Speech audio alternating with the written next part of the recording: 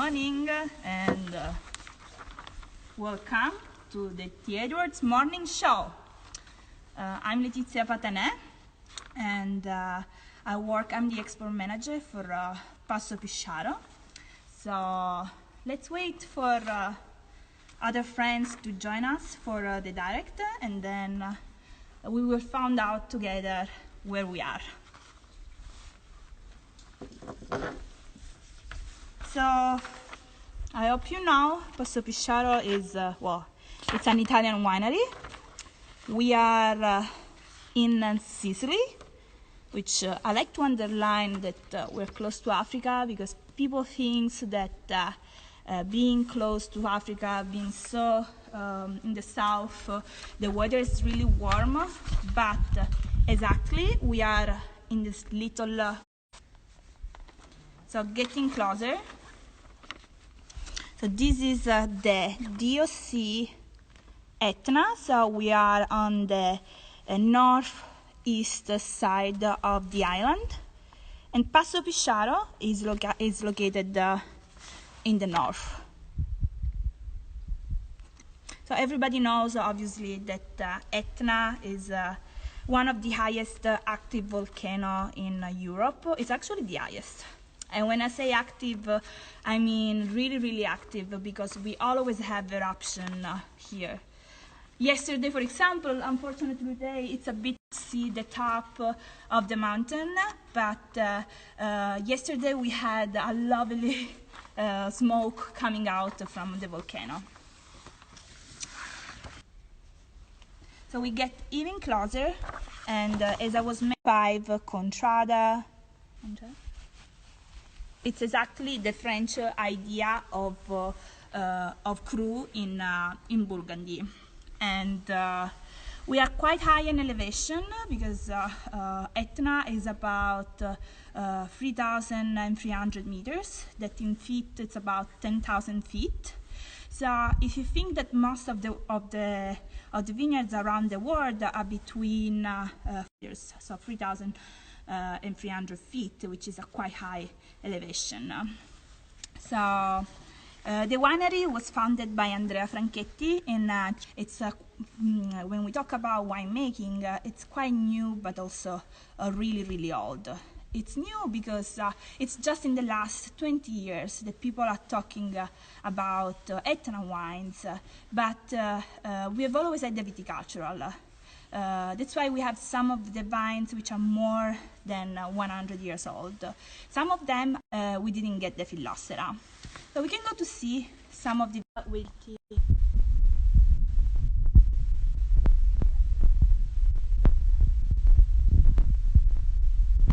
60, and it was reconstructed by Andrea Franchetti, because it was abandoned for a long time, since the previous owner ran literally away from this area in 1947, when one of the last lava flow reached this area.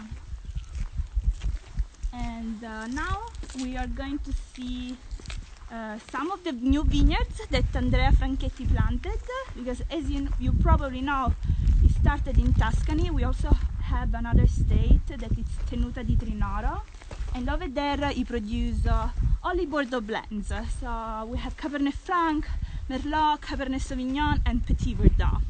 And when he came on Mount Etna, he didn't have a lot of examples to look at, so he thought to obviously experimenting also with the Nerello Mascalese, which is the indigenous grape. I'm gonna spell that a bit slow, because I know it's difficult. So Nerello Mascalese, it's the indigenous variety, but he also started to plant also something different that you don't usually find on Mount Etna.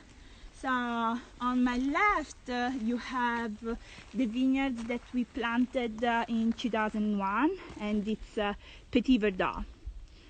So we're not the only one growing Petit Verdot on Etna, but we are the only one actually making it also 100% for some vintage. As you can see from the system it's also quite particular because the vines are really close one to the other, so like 90 by 90 centimeters.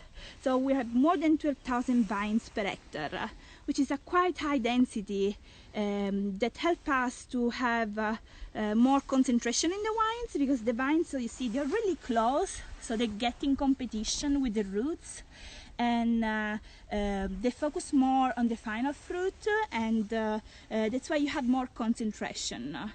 So it's a typical Bordeaux system, and in fact everything is pruned like Guyot, double Guyot. And right now you can also see also in Italy, just like you guys, we are going through a really difficult time because of the COVID-19, but nature doesn't stop. So spring is finally arriving. We're still working in the vineyards because we can stop that, and you can see how the vines are going through their process of life. So all these, and going up we have the Petit Verdot and Cesanese da File, from which we make our Franchetti, which is, I like to call it a super Etna wine because it's something really particular. It's more in our Tuscan style, in the sense that it's really deep, concentrated, it's inky, but you see here the soil, it's everything black, still planted on volcanic soil, so you kind of get that minerality, that ashness, that freshness as well, which make the wines really elegant. So still a wine from the volcano. And here you see the beautiful Guardiola, which were replanted by Andrea Franchetti. And here is where we have our Petit Verdot and Cesanese da File. While in the highest vineyards, because we go up until 1,000 meters, as we mentioned before, we have planted the Chardonnay. Because, you know, we don't make Caricante or Cataratto, which is usually the local grape, which is 3,300 feet.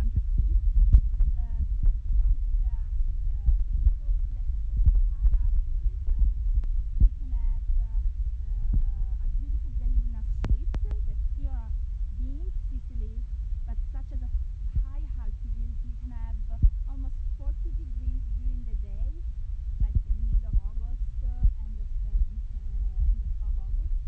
and then during the night the temperature drops down 50 degrees. Between 60 and 100 degrees Fahrenheit. So it's a huge shift that helps the grape to keep freshness and also kind of fix the aromas. So the Chardonnay we make, even if it's not an indigenous grape, it's still planted on volcanic soil, and it really reflects the terroir from which it comes from, with beautiful minerality, high acidity, great freshness, and what we do, which is almost crazy, we go through almost more than 20 different pickings because we want to pick everything at the perfect maturation. Now we go more deep into the Etna grape, so to the Nerello Mascalese, and you can see a small vineyards around here. You can see how different the training system is from what we see so far. We call it alberello, which means little tree. So you see they're planted randomly like a little bush, and they all have this weird little shape. Some of these are actually also really old. You can see here, for example, this is a vine which is more than 80 years old. So here in Contrada Guardiola, it's where we have most of our vineyards because we have Denerello Mascalese.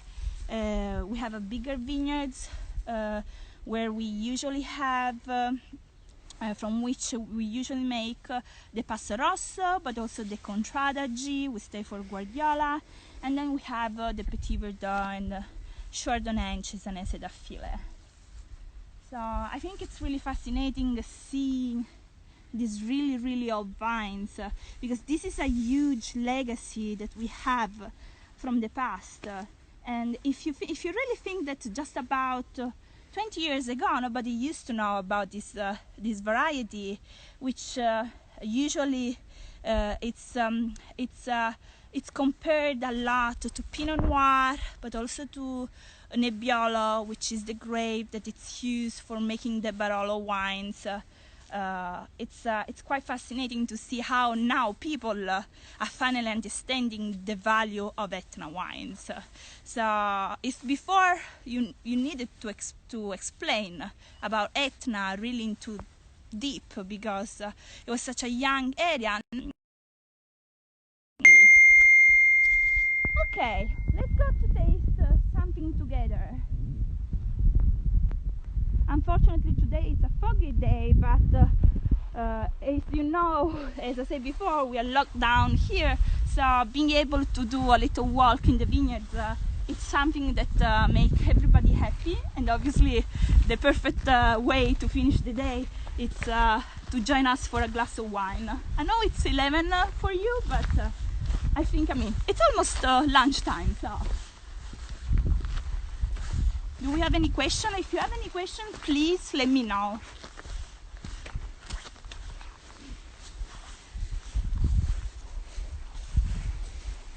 So right here we are just at the border with the lava flow, as I mentioned before, 1947. But during the centuries on Etna we have had so many different lava flow, and then you get all these different altitudes because our vineyards go from 500 meters to 1000 meters. Usually the vineyards of Nerello are really small, but just to give you an idea, this is a really nice map on our website where you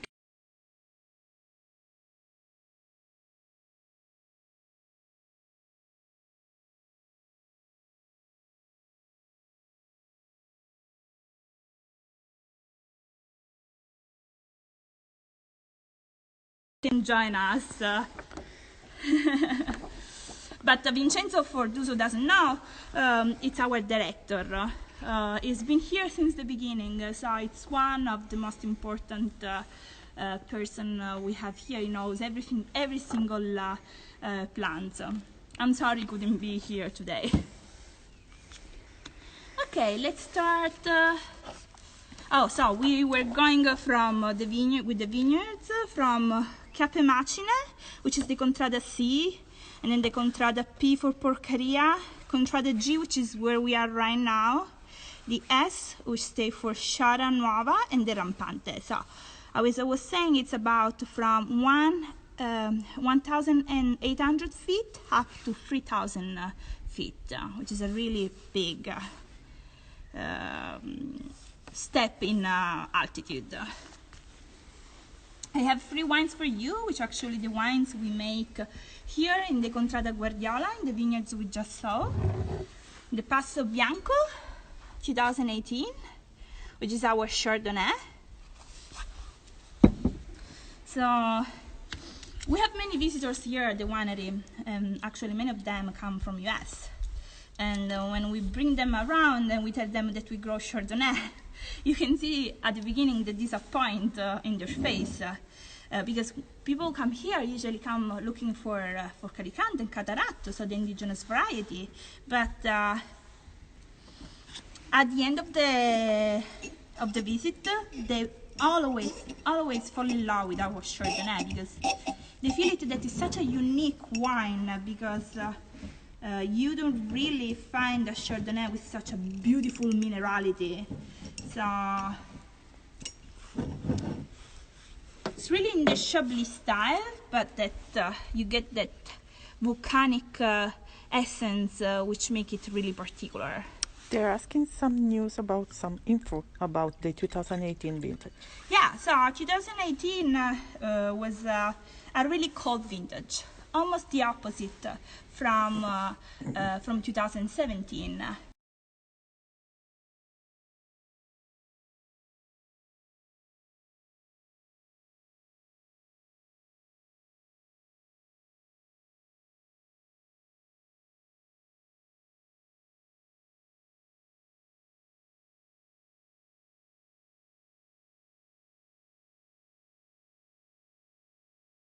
We actually really happy because we love this finesse, this linearity which come from the color vintage. While for the reds we will have a bit more delicate Nerello Mascarello.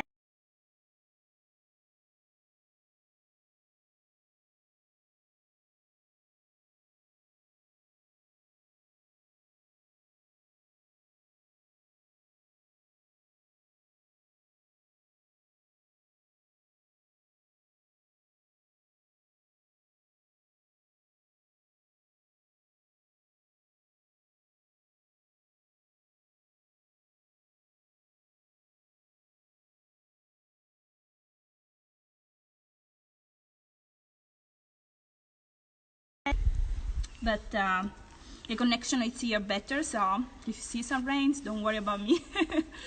So here we have a wine where, as I was saying before, what catch your attention since the beginning, it's the minerality.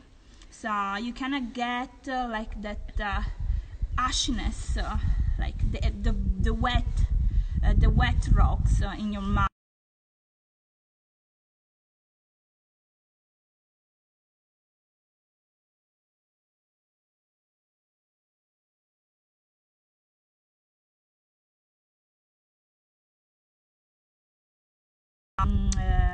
Then we waited until the beginning of September for pick the grape.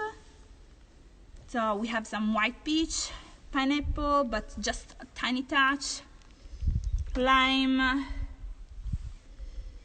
This is a wine which makes full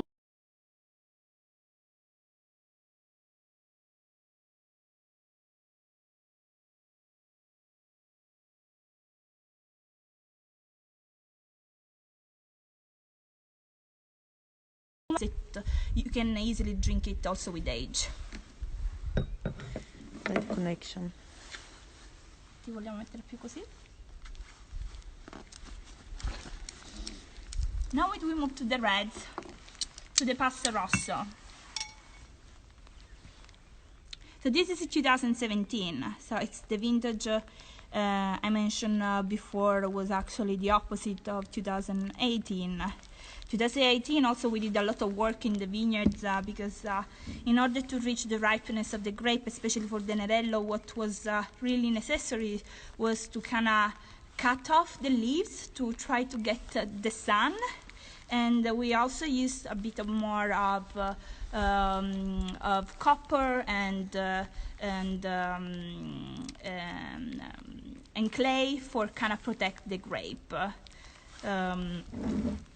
While the 2017 was instead quite warm and dry all the summer, and we did it's really similar to 2012 as a vintage, but what we did in 2017, learning from the past, was actually sending our guys in the vineyards for spraying a bit of water on the leaves of the vines, so to help them to keep going with the maturation instead of stopping, how it happens actually in 2012. So thanks to that, we have a wine which is much more balanced with the alcohol. You can see Nerello Mascalese, it's 14.5, which is usually what you get from Nerello Mascalese, especially in the warm vintage.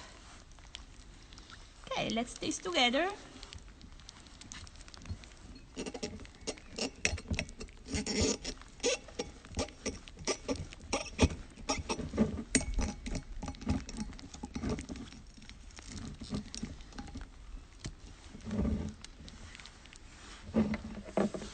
So as we were mentioning before, Nerello Mascalese is usually compared to both Pinot Noir and Nebbiolo.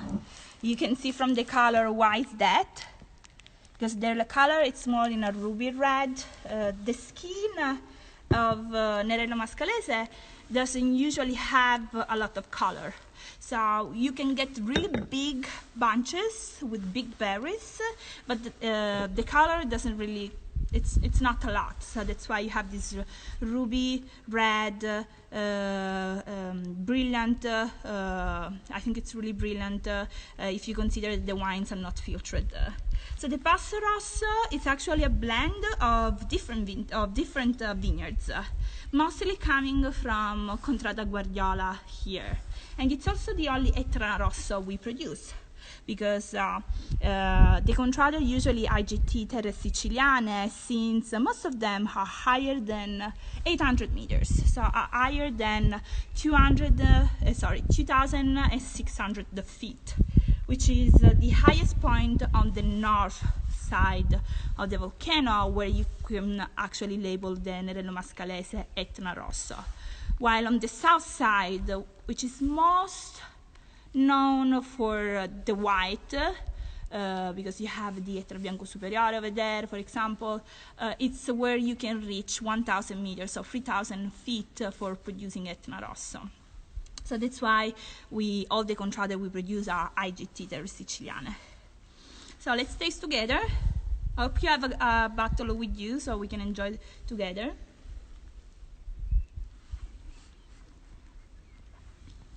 I love the 2017 because I think it's a wine which is, it's a vintage which is really approachable also right now. It's really lean, but you also have a beautiful ripe reds fruit, like raspberry, blood orange. You get a bit of eucalypt, beautiful tannins. It's a wine that I highly suggest you also to try with the fish, for example, because I think Nerello Mascalese, especially some of our wines like the Contrada, for example, the Contrada Har, which is the highest, but also the Passo Rosso, can be a really, really good match with the fish. Now we move forward. The last wine I wanted actually to talk to you about today is the Franchetti. So the wine I mentioned we produce here in Contrada Guardiola, where Andrea Franchetti planted his Petit Verdot and Cesanese da File.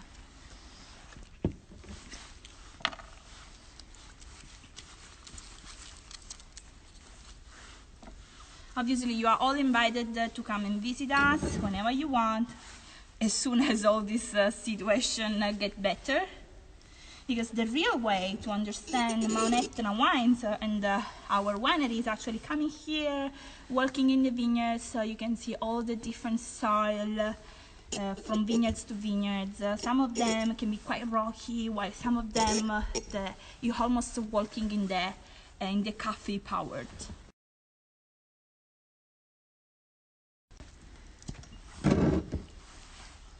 You see the label? It's really different from what we've seen so far. With the Nerello Mascalese and the Chardonnay, we really want to underline how every vintage is so different from the one before, so that's why we underline the vintage so much on the label. While here you have what it's underlined, it's simply the name of Andrea Franchetti. Because you will see from the color, this is a totally different beast. You see how dark and inky the Franchetti is compared to the Nerello. I think it's interesting to go like that. So the Franchetti, as I mentioned at the beginning, it's a blend of Petit Verdot. Can be 100% sometimes, but it's usually mainly like 70% Petit Verdot, 70-60% Petit Verdot, and then 30% Cesanese da File, which is a variety from Lazio that we planted here on Mount Etna. And the wines it come from, it's different from what you expect for a wine of Etna, because the most typical example is the Nerello, but Andrea thought that it's such a unique terroir, because we're talking about also terroir here.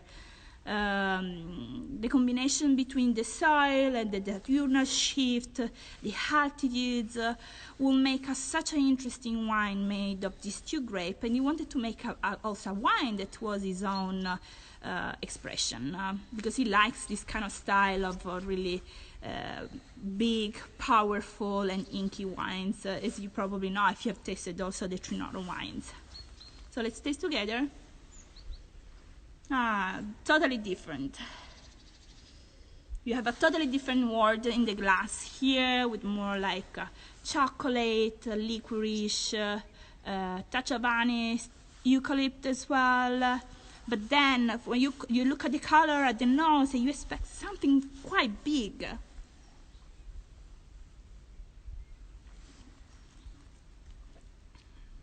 But then you taste it, and there is an elegance in the wine that make you realize that it's still a wine coming from a volcanic soil, because you get the minerality, it's really long, freshness.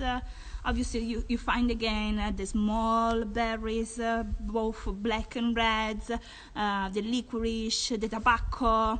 And this is a wine that people need to understand it. I mean, they need to understand that it's a wine of the winemaker, but which also represents a lot the volcanic soil. That's why we love it and we love to show it. So I think this is all from Etna.